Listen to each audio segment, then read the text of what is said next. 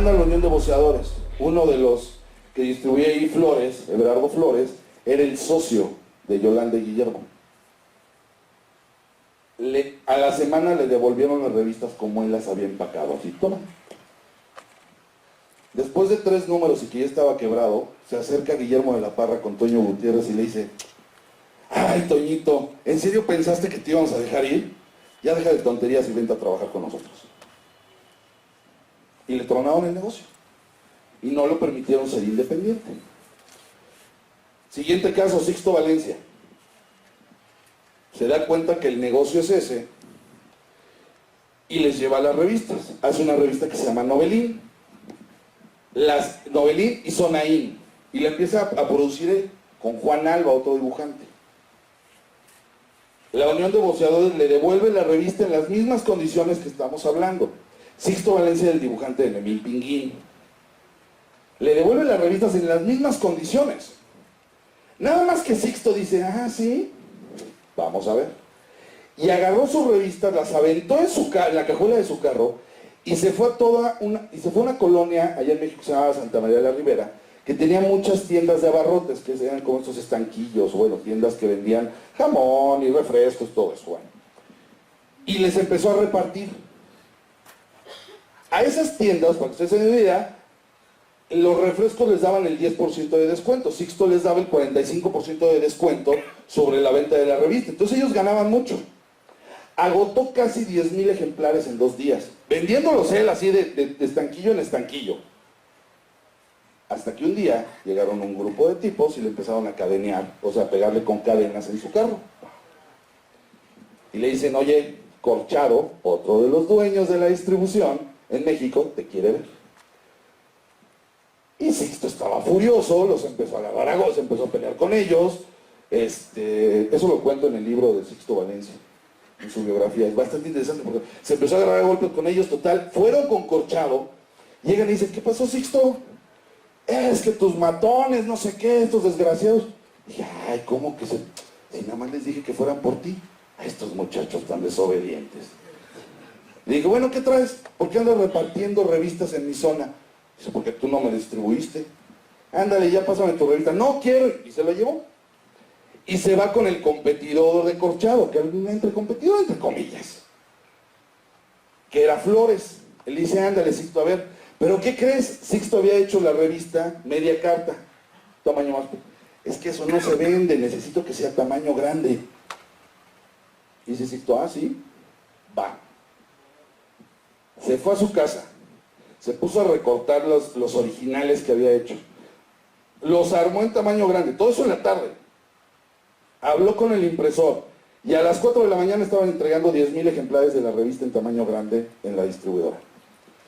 Dice: ay, pues a ver si se vende, mi Sixto. Oh, les dieron un ejemplar a cada puesto, un ejemplar, que escondían atrás de Lágrimas y Risas. Y tronaron a Sixto. Y Sixto se regresó a trabajar con los de la Parra. Ángel Mora, caso similar, saca su revista La Dalia Negra y no se la distribuye. Para que vean el poder que tenían en ese entonces este otro brazo del pulpo, que es la distribución. Y el tercero, la Comisión Calificadora de Revistas, la famosa censura. Era muy curioso porque ¿se acuerdan que les comenté hace poco de lo de la censura? De lo de esto, del combate o el rollo de la derecha, de la derecha conservadora contra la historieta mexicana, que ocasionó que no entrara a bibliotecas. Bueno, una de las cosas que ocasionó es la creación de esta comisión. Y se supone que la comisión lo que estaba haciendo era negociar entre estos grupos que se oponían a la historieta y los editores. Era muy curioso porque les podía decir: no, si pones, había reglas como no puede aparecer sangre en la portada, no puede haber malas palabras, no pueden aparecer drogas, que de hecho les doy una nota, para los que sepan, en Estados Unidos fue muy famoso el sello del Comic Code Authority, que era la censura gringa, y que se hizo a partir de las revistas de brujas que hacía Easy Comics. Bueno, no les voy a dar historia de Estados Unidos, no, chico. El caso es que los gringos copiaron el manual de prohibiciones de la Comisión Calificadora de Revistas. Igual, no puede haber sangre, no se puede hablar de drogas, no puede haber sexo ni insinuarlo, no puede haber bla, bla, bla, bla. Todo ese tipo de cosas. Pero en realidad no es que las cumpliera, ¿eh? Eso es muy importante, no es que lo cumpliera, pero le servía de presión. Porque ellos podían poner una multa, pero no cobrarla. No tenían el poder legal de cobrar una multa. Entonces decían, no, te voy a cobrar porque pusiste sangre, pusiste una vieja así chichona, mira cómo está. Ah, bueno, pues sí cobra. Pero ¿saben qué hacían los editores? Fíjate qué cabrón. ¿Saben lo que hacían los editores? Le decían al dibujante, híjole, ¿qué crees? Me puso una multa a la comisión por tus chichis. Bueno, por las de la vieja que dibujaste. O sea, te la voy a tener que descontar, aunque la comisión nunca se las cobrara. Pero la comisión usaba eso para presionarlos de, oye, mano, tienes una multa, ¿eh? Aguas, porque te cierro, o ya no te doy el permiso. Se supone que la comisión era la que les daba el permiso de los títulos. O sea, ellos tenían que autorizar que saliera una revista. Pero se llegaron a tardar hasta 6 meses en autorizarlo. Entonces, en esos 6 meses, pues decían, oye, es que yo no puedo perder dinero. Bueno, órale, véndelo. Había historietas que luego decían, oye, no se puede vender. Uy, hasta la cerré. ¿Sí? De aquí a que llegaba el permiso, la comisión, del que llegaba el permiso de la comisión, ellos ya sabían si se había vendido o no una revista. Entonces vamos entendiendo que esta tríada, esta importante tríada, si uno se alineaba como editor, que fue lo que hizo Edgar y Novaro, tenía realmente grandes posibilidades de hacer negocio. Pues le daban papel barato, lo distribuían bien y no tenían broncas de censura. Tú sigue la línea, ponte derechito y no vas a tener broncas. ¿Sale? Bueno. Llegamos a los 80s. Esta tríada sigue manejando, pero hay un momento importantísimo, el Mundial de Fútbol. Y las mujeres. ¿En serio? Resulta que el 65% de las mujeres, el 65% de los compradores de historieta en México eran mujeres. 65%. Quienes más leían historieta eran ellas. Pero a principios de los 80, que viene una crisis económica, también le avisan a México, y otra relación que tuvimos con Colombia, porque Colombia no puede organizar el Mundial de Fútbol, y México tiene que entrar al quite. Y es cuando se organiza el Mundial México 86. ¿Ok? Bueno. Pero para que eso funcionara, necesitaban tener televisiones en muchas casas. Y entonces abarataron las televisiones. Pero para que la gente viera la televisión y encontrara un sentido de tener la televisión, antes había una televisión por casa. Aquí lo importante es que hubiera muchas. Es la época de oro de las telenovelas mexicanas. Es donde surgen las telenovelas como Isabel, Bodas de Odio, Cuna de Lobos, Vivir un Poco, El Maleficio, y hacen exactamente lo mismo que hizo el Pepín, recorrer géneros a ver cuál era el que pegaba. Ahí es donde la historieta se vuelve fundamental. Las historietas que hacía Yolanda Vargas Dulce en Lágrimas y Risas, y Laura Bolaños en el Libro Semanal, que es otra escritora, se vuelven los parámetros para establecer el sistema en el que se cuenta la novela. ¿Y cómo es? Una anécdota por capítulo. Y continuará. Ahí es donde se siente el precedente. Por eso las novelas mexicanas, si se ponen a analizarlas, como ver de seguidito varias, se van a dar cuenta que todas tienen el mismo esquema. Pero que ese esquema funciona muy bien. En el momento en que las telenovelas, y eso se dan cuenta, y les voy a decir, fíjense lo que son las coincidencias. Esto se dan cuenta porque por ahí de los 60, como a finales de los 60, estaba Silvia Derbez, una actriz mexicana, en la playa, y no tenía nada que leer, estaba aburrida, pero pues, se había llevado a su muchacha, a su asistente, a su dama de compañía, o sea, y ella estaba leyendo María Isabel. Y lo agarró Silvia Derbez para leerlo, para entretenerse, y le encantó. Y llegó y les dijo, oye, hay que hacer esto. a un productor y le compran los derechos a Yolanda Vargas Dolce. Y se hace María Isabel la telenovela, que tiene un cierto éxito, pero se vuelve un trancazo cuando se la dan a Silvia Pinal y la hacen película. Y ahí se vuelve un trancazo. Y de ahí empiezan a sacar en los 80s, como necesitaban nutrir sus telenovelas, agarran alguien se acuerda y dice, oye, pero María Isabel no había funcionado, sí, a ver qué tiene esta mujer. Y entonces sacan El pecado de Oyuki, Gabriel y Gabriela, para los que no sepan, es la historia de una chava que se viste de hombre y se enamora de dos güeyes. En la historieta todo el mundo se entera que se casa con Fernando, creo que se llamaba el güey este. En la novela no. En la novela nunca se supo. Alejan la toma, entonces se ve a esta Gabriela casándose con alguien, pero nunca se ve con quién. Ese fue el final de la novela y causó tanto problema en México no saber con quién se casaba Gabriela, que el presidente de México habló. Le habló a Yolanda Vargas Dolce para decirle, oye, ¿con quién se casó? A ese nivel llegaron, basados en historietas, las novelas mexicanas. A partir de ese momento se empiezan a desarrollar y las mujeres dejan de consumir historieta, le baja el consumo. Entonces llegan los editores y en una falta de visión total no se dan cuenta de lo que está sucediendo y lo que hacen es caerle, regresa a esto, vender sexo. Y empiezan unas revistitas que se les conoció como sensacionales, que los editores, al no darse cuenta por qué habían bajado sus ventas, descubrieron que estas revistitas de que vendían sexo y que eran pantaletas que hablan, como lo decía, se empezaron a vender muy bien. El problema es que el sexo, cuando llega a una publicación o a una revista, o sea, cuando llega a un medio de comunicación y de tarde o temprano decae en pornografía y se vuelve aburrido. Punto. Porque la pornografía es algo que funciona 15 minutos, se acabó. Y si no, pregúntenle a cualquiera de sus novios. Entonces, ahí esa es una de las razones por las que empieza a morir el cómic mexicano. Por otro lado, hay más televisiones. Por otro lado, aparece algo llamado Atari. El inicio de los videojuegos hace que los niños se alejen de la historieta. Y a finales de los 80s ya se empieza a notar un alejamiento brutal de los jóvenes de la historieta.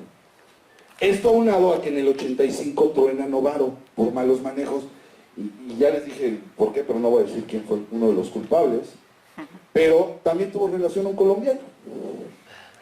Colombia y México están muy unidos en su historia. ¿Por qué?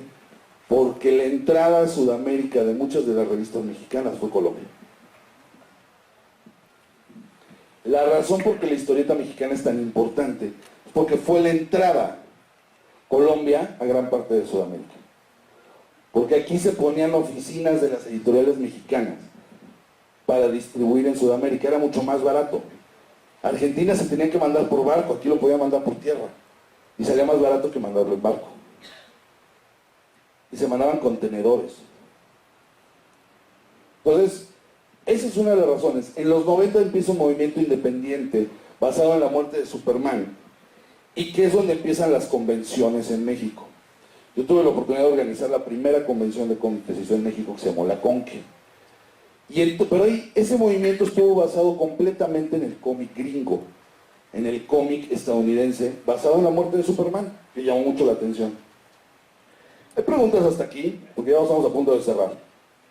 Y de repente, por ahí había uno. Bueno, que llega. Y de repente para el 2002, una de las cosas que había hecho el gobierno era subvencionar las revistas y publicaciones y no cobrarles un impuesto llamado el IVA, que era el 16%. En el 2002 se le quitó a gran parte de la industria editorial esa subvención gubernamental. Y es cuando definitivamente desaparece la historieta de los puestos de periódicos en México. Para que en el 2005 Televisa, la gran casa, así, la gran productora, la gran televisora, con su parte editorial empezara a publicar Marvel. Y se diera todo un movimiento brutal, que ahorita en México está muy fuerte, el cómic, pero el cómic gringo. Y la historieta mexicana se ha vuelto una labor de autores que están luchando por sacar su producto y que poco a poco se han conseguido que algunos vayan resaltando. Por ahí hay una pregunta, ¿no? Sí, en Colombia más bien casi que el cómic ya se desapareció, más bien ya no es a esa intensidad en que tú lo narras y en que lo vimos con toda esta historia de Calimán y toda esta época que fue muy bonita. ¿Qué se pudiera hacer para que este cómic volviera a tomar la importancia que tuvo en esos años? Mira, te puedo hablar brevemente de lo que tratamos de hacer en México y que poco a poco ha ido funcionando. Es muy difícil tratar de darte un diagnóstico de lo que pasa en Colombia si no conozco bien a bien qué es lo que se ve. Me he percatado de varias cosas en Colombia. Uno, no hay como una cultura del marketing de licencia. ¿A qué me refiero con eso? Eso lo quería hablar un poquito ya en la parte de la cuestión editorial, para enfocarnos un poco. Es muy difícil, yo les puedo hablar qué es lo que se necesita ahorita para generar un producto, para generar una historia y luego aplicarlo al cómic. Pero así como para cerrar la plática antes de que se salgan todos, y por lo menos sienta que se quedaron algunos, lo que sí te puedo decir es, se necesita crear un esfuerzo conjunto y los que están haciendo cómic o están interesados en cómic en Colombia, que he tenido la oportunidad de conocer, están completamente separados y atomizados. Se necesita crear un esfuerzo conjunto. Y segundo, regresar a contar historias a la gente. No contar mi historia y decir que lo tiene que leer. De entrada. Pero ahorita en la plática que se va a dar al rato, en unos 15 minutos, ¿sí, no? ¿Son 15 minutos? Voy a hablar de eso, pero me imagino que eso ya no los van a obligar a quedarse, entonces ya se pueden quedar así, ¿verdad? O bueno, no sé, ahí pregúntenle a César. Pero sí, ese es como un tema aparte, es un tema muy complejo, y lo poco que alcanza, es la primera vez que yo estoy en Colombia, en particular, bueno, en Medellín, es la primera vez que estoy tratando de entender. Hay muchas cosas que me han dicho y que estoy viendo que pasan aquí, que ya pasaron en México hace 10 años. Entonces, creo que es el mismo caso. Y una de las cosas que somos latinoamericanos y tenemos los mismos pinches pedos, o sea, mentales. Todos tenemos el mismo problema mental, ¿eh? Pero bueno, por aquí hay otra pregunta. Si bien al principio de la charla dijiste que gran influencia, que más o menos los cómics iniciaron desde México, con 1886 creo que fue el año que diste. 66. Sí. Almost. Hablabas o quisiera saber de pronto si el cómic mexicano tiene fuerte influencia dentro de alguna otra publicación. Y si podemos decir que hubo de pronto alguna influencia de otros países, digamos Argentina, que sabemos que es fuerte dentro del desarrollo del cómic de México. Argentina es muy difícil, no. Tuvimos en esta etapa, en los 90s, con gente como Ricardo Peláez o Clemen, sí leyeron autores argentinos. México se volvió o sea, en la actualidad hay una influencia muy extraña de gente copiándole el estilo a los gringos, pero haciendo cómic como los europeos y queriéndolo vender en México, entonces es medio raro. Es tema de mercado. Me parece que México no fue tan influyente, por lo que he alcanzado a ver, porque sí me parece que se generó, era un estilo tan variado que no puedes detectar exactamente de dónde viene. O sea, el estilo de Antonio Gutiérrez, serio, del carboncillo, no es un estilo que hayan copiado en otros. Lo intentan copiar, pero entonces lo mezclan con caricatura. México también tuvo una gran influencia en caricatura. Y entonces se crearon tantos estilos, y tú lo puedes ver, porque el dibujo de Calimán es diferente al de Lágrimas y Risas, que es diferente al de Memín, que es diferente al del Santo, que no podrías decir, mira, este es el estilo mexicano, como podrías decir, bueno, ese es un estilo completamente español de caricatura y todo. Es como complicado. Y tampoco creo que sea la posición. Creo que también llegó un momento en que en algunos países de Latinoamérica se vieron muy cómodos recibiendo la historieta que mandaban de ahí, porque era mucha. Y entonces como que las editoriales decidieron no invertirle porque ya estaban ganando con eso al cómic nacional. Hoy precisamente estaba viendo unos libros que mostraban, había una historieta que se llama Minimonos. Y me pareció bastante buena. O sea, no entiendo por qué no tiene mayor repercusión. Pues te digo, no, son cosas de las que no puedo hablar porque desconozco las condiciones en las que se da esa. Pero me dijeron que duró casi 10 años. Puta, perdón, pero eso es lo que dura la historia de Memín Pinguín, 7 años. Y se repite, y se repite, y se repite. O sea, no lo sé. Que ahorita voy a tratar de plantearles en la siguiente plática como hacia dónde veo yo la cuestión editorial. Lo que está pasando en el mundo y cómo se enfrenta con internet y todo ese rollo. Pero a nivel histórico dudo mucho. Y si llegó a influir el cómic mexicano, la historieta mexicana en Sudamérica, fue tan variado lo que llegó que pues, se pierden los estilos. O sea, no veo una influencia directa. ¿Alguna otra pregunta? Sí. Más como curiosidad, quisiera saber si los luchadores, pues la cuestión de la lucha libre influyó, digamos, en los trajes o en el cómic norteamericano en la parte de héroes de los disfraces, o hay alguna relación con eso, no sé. Tenemos la teoría de que el murciélago Velázquez copió a Batman. O sea, es que tenemos la idea de que la lucha libre mexicana, este rollo de las máscaras, y lo empieza a copiar mucho del cómic gringo de los 30. O sea, el murciélago Velázquez, que fue el maestro del santo, sale en México. Batman se publicó, Batman y Superman se publicaron desde 1938 y 1939 que fueron creados. O sea, en 1938 en el Pepín salía Superman, el de Jerry Siegel y Joe Shuster. Entonces no puedes decir que... Pero en el Paquito salía Batman, pero no se llamaba Batman. Eran el superhombre y el murciélago. El murciélago Velázquez empezó a luchar en el 40 y tantos. Entonces tenemos la idea de que todo este rollo de Blue Demon, del santo, del bien, del mal, lo que hace la lucha libre, si no ahorita, sí ha sido tomado a últimas fechas, o sea, sí fue tomado en un inicio de la influencia del cómic americano. Y luego generaron su propio, a raíz del santo y estas películas que en realidad eran malísimas. Las películas del santo son malísimas. Se empezaron a volver famosas porque hubo unos franceses que dijeron que eran surrealistas. Y todos, no, güey, en serio lo creían. O sea, y lo que él quería era ser el santo. Además estaba basado en Simón Templar, que era un personaje de novelas, que era un agente secreto. El santo es el santo de Simón Templar. Eso es lo que hicieron en la historieta. Nada más que de repente a alguien se le ocurrió poner los hombres lobos de Coyoacán. Y se volvió mítico. Son cosas extrañas que suceden. Y entonces empezó a agarrar su propia personalidad el cine de luchadores, y empezó a agarrar su propia estructura, y se volvió un género por sí mismo. Que además esa es la pelea que muchos tenemos en México. Que de repente a los luchadores los quieren volver superhéroes. Y bueno, es que los luchadores son luchadores. O sea, el santo así tuviera su jaguar y todo, tú lo veías luchando en la Arena México en todas sus películas. No dejaba de ir a trabajar. Y su chamba era luchar, punto. Es como divertido, pero creo que las influencias, en esa búsqueda de géneros que hizo la historieta mexicana, encontró cosas muy interesantes.